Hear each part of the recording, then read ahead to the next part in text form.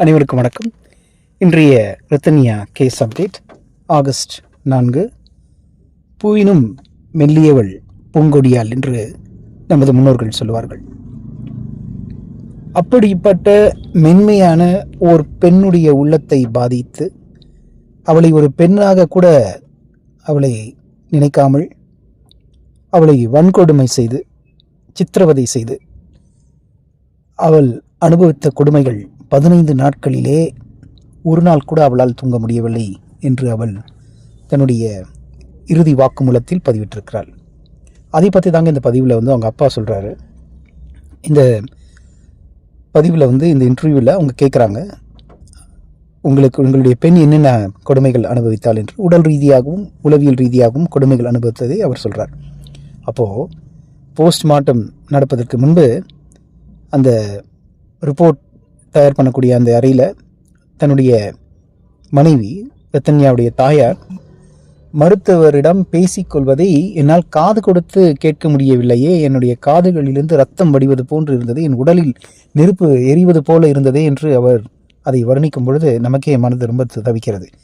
எந்த பெண்ணுக்குமே இந்த மாதிரி நடக்கக்கூடாது, என்னுடைய பெண்ணுக்கு நடந்த கொடுமையினால் நான் மிகவும் துன்புற்று இருக்கிறேன் என்று சொல்லி வருத்தத்தை தெரிவித்தார். மேலும் வெந்த பொண்ணிலேயே மறுபடியும் காயம் ஏற்படுவது போல புலன் விசாரணை எப்படி நடந்தது, மருத்துவர்களும் மற்ற விசாரணையும்.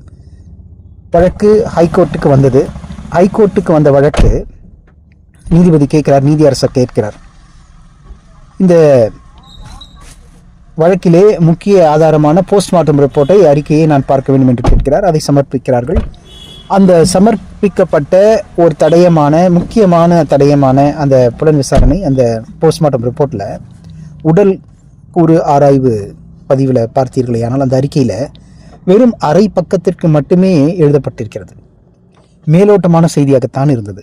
மிகவும் கடுப்பான அந்த நீதி அரசர், இது என்னப்பா இது ரிப்போர்ட், இதை மறுபடியும் டீட்டெயில்டாக செகண்ட் லெவல் ரிப்போர்ட், உடல் கூறு ஆராய்ச்சி இன்னும் கொஞ்சம் அறிக்கையை துரிதமாக செயல்பட்டு எனக்கு 2 வாரத்துக்குள்ளாக சமர்ப்பிக்க வேண்டும் என்று நீதியரசர் கேட்டிருக்கிறார். இந்த மாதிரி போலீஸ்காரர்களாக யார் இதுக்கு பின்னாடி இதை மறைத்திருக்கிறார்கள் என்று திட்டவட்டமாக தெரியவில்லை. ஆனால் இதில் அரசியல் பலமும் பணமும் செல்வாக்கும் விளையாடி இருக்கிறது என்பது மட்டும் திட்டவட்டமான இந்த வழக்கில் திருப்பு முனையாக அமைகிறது. இப்போ நீதியரசர் மேலும் இந்த மாதிரி ஹாஃப் பேக்ட் ரிப்போர்ட், அரைகுறை ரிப்போர்ட்டை நீதியரசருக்கு சமர்ப்பித்தீர்களானால் உங்கள் அனைவருக்கும் நான் சொல்லிக்கொள்வது ஒன்றே ஒன்று மட்டும்தான். நிச்சயமாக இந்த